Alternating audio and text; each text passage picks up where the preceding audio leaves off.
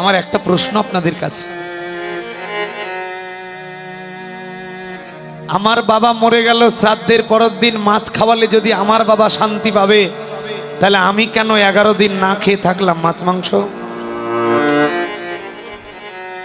প্রশ্ন আপনাদের কাছে রইল। আমি জানি না আপনাদের এলাকায় কালচার আছে কিনা, যদি থাকে তাহলে যারা মানে এটা তাদের কাছে আমার প্রশ্ন রইল। আগামীকালকে আপনি উত্তর দেবেন আমাকে ডেকে, আপনি আমার সঙ্গে দেখা করবেন। যদি আপনার কাছে কোনো উত্তর থাকে একটু শুনবেন মন দিয়ে, কথাটা একটু বলে ফেলে। বলবো বাবা?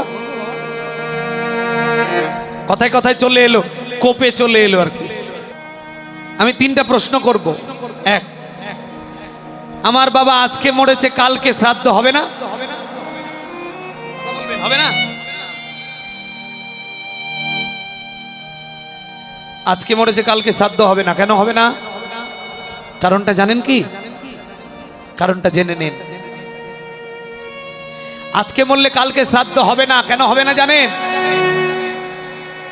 যদি ছেলে সন্ন্যাসী হয়, মন দিয়ে শুনবেন,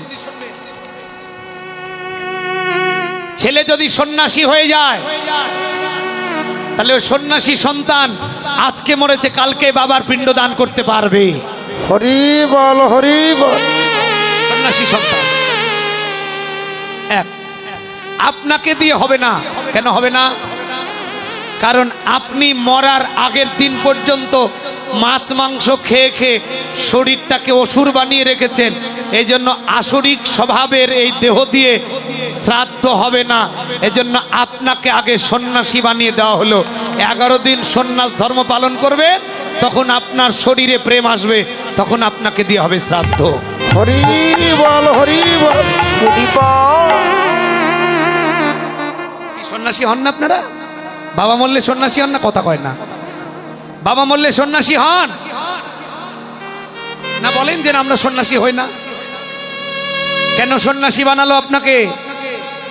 মা বাবা মরে গেলে আপনার মাছ খাওয়া যাবে না, মাংস খাওয়া যাবে না, পেঁয়াজ খাওয়া যাবে না, রসুন খাওয়া যাবে না, হলুদ খাওয়া যাবে না, তেল খাওয়া যাবে না, মাটিতে ঘুমাতে হবে, পোশাক পরা যাবে না, তেল দেওয়া যাবে না, চিরনি চটি পরা যাবে। এগুলো কার ধর্ম? কথা বলেন, কার ধর্ম? সন্ন্যাসীর ধর্ম। তাহলে আপনাকে সন্ন্যাসী বানিয়ে দেওয়া হলে 11 দিনের জন্য, বা 13 দিন বা 15 দিনে, যে যা মানেন। তাহলে আপনি সন্ন্যাসী হলেন কেন? যাতে আপনার শরীরগুলো যে অসুর হয়েছিল 13 দিন আগে, এই 13 দিন সন্ন্যাস ধর্ম পালন করলে আপনার ইন্দ্রিয়গুলো ভক্তি আসবে, প্রেম আসবে, মনে শ্রদ্ধা আসবে, তখন আপনাকে দিয়ে শ্রাদ্ধ হবে। এই জন্য আপনাকে সন্ন্যাসী বানিয়ে দেওয়া হলো। হরি বল।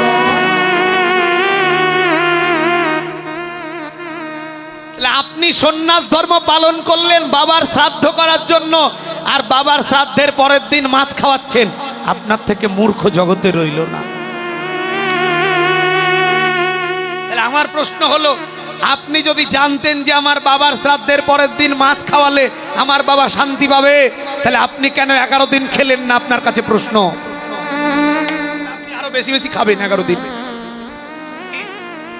তাহলে আপনার বাবা আরো শান্তি পাবে। 1 নাম্বার। 2, জীব হত্যা মহাপাপ। 2 নম্বর প্রশ্ন, জীব হত্যা মহাপাপ, এটা আপনাকে মিথ্যা প্রমাণ করতে হবে। কারণ জীব হত্যা করে আপনার বাবার আত্মার শান্তি হতে পারে? আপনি প্রমাণ করেন যে না, জীব হত্যা মহাপাপ। 2 নম্বর। 3 নম্বর প্রশ্ন হলো, ভগবানের অবতার সাক্ষাৎ মৎস্য অবতার, তাহলে অবতারের মাংস খাইয়ে আপনার বাবা শান্তি হতে পারে? 3টি প্রশ্ন করে গেলাম, উত্তর আপনারা পেয়ে গেছেন। এই জন্য ভগবানের কর্ম করতে গিয়ে যদি অহংকার আসে, অথবা ভগবানের কর্ম করছেন কিন্তু জাগতিক সুখের জন্য করছেন। এই যে মায়েরা দিয়ে দেখান, মা কালীর কাছে ভগবানের এখানে বিগ্রহ আছে, কেউ 100 টাকা দিয়ে বলছে আমার ছেলেটা যেন চাকরি হয়, তাহলে ওটা কিন্তু ভগবানের সেবা হলো না, ওটা আপনার রাজসিক কর্ম, তামসিক কর্ম হলো। আপনি জাগতিক সুখের জন্য চিন্তা করলেন।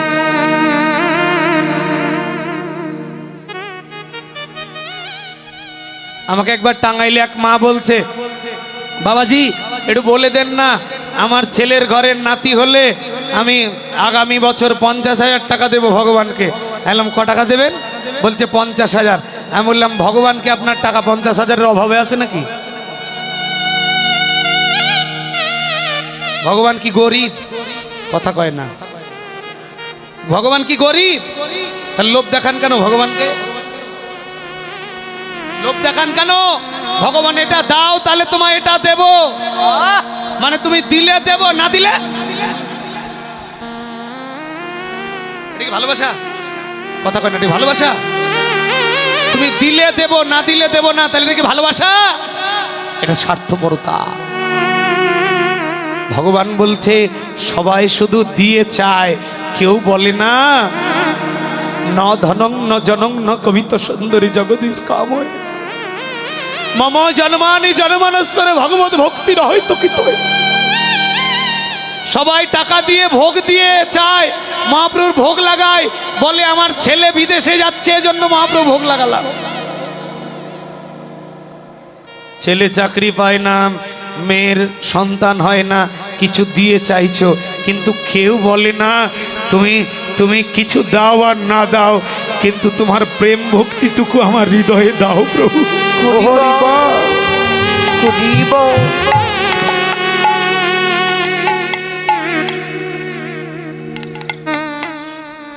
ছেলে চাকরি পেলে 50,000 টাকা দেবো এমন প্রতিজ্ঞা করিও না। প্রতিজ্ঞা যদি করতে হয় এমন প্রতিজ্ঞা করো, ছেলে চাকরি পেলে বাকি জীবনটা প্রসাদ নিবেদন করে খাবে, এমন প্রতিজ্ঞা করো দেখি।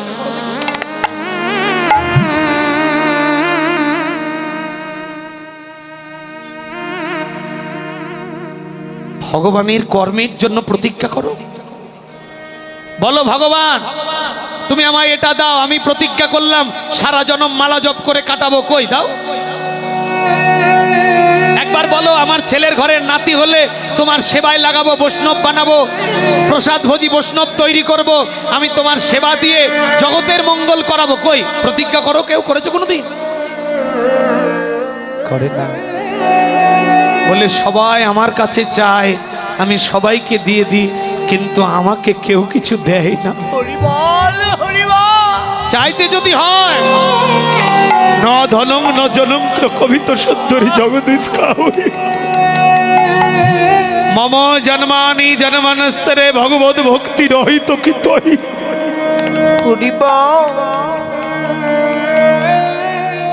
তোমার কাছে ধন চাই না, জন চাই না, তুমি যা দিয়েছো সবই তোমার, আমার কিছু নেই। আজ রাত্রে ঘুম না ভাঙলে সবই পড়ে থাকবে,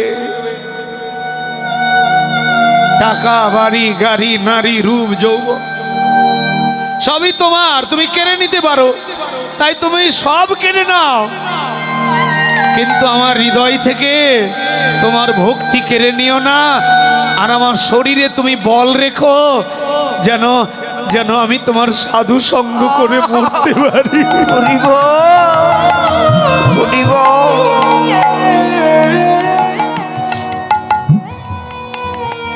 চাইতে যদি হয় ভগবানের কাছে এটা চাও, তোমার কাছে কিছু চাই না। সংসার করতে গিয়ে জীবনের মূল্যবান সময় নষ্ট করে দিলাম, তাই তোমার বাকি জীবনটা যেন তোমার ভক্ত সঙ্গ করে মরতে পারি। এই কর্মটি কি বলা হলো সাত্বিক কর্ম। যারা ভগবানকে কোনো কিছু না দিয়ে প্রেম চায়, ভক্তি চায়, যারা ভগবানকে কিছু দিয়ে কোনোদিন কিছু চায় না, দিয়ে দেয়, চায় না। নরোত্তম দাস ঠাকুর মহাশয় লিখেছিলেন, কি দেব কি দেব আমি, কি দেব তোমায়, যে ধন তোমারে দেব সে ধনও তুমি। এই জগতে তো আমার ধন বলতে কিছু নেই, আমার ধন বলতে তো শুধু তুমি, তা তোমার ধন তোমাকেই দেব।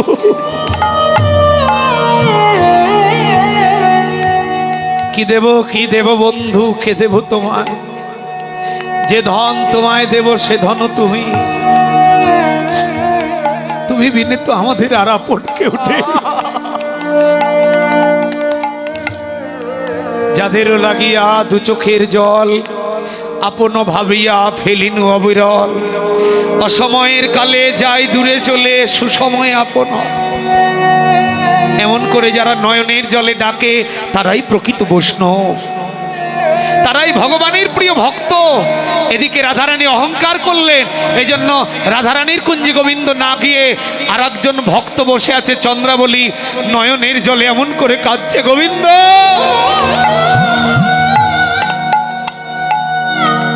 তোমার কাছে তো কোনোদিন কিছু চাইনি আমি, আমার একটাই চাওয়া দিনন্তে একবার নয়নের জলে এ দেহ দিয়ে যেন তোমার চরণ সেবা করতে পারে।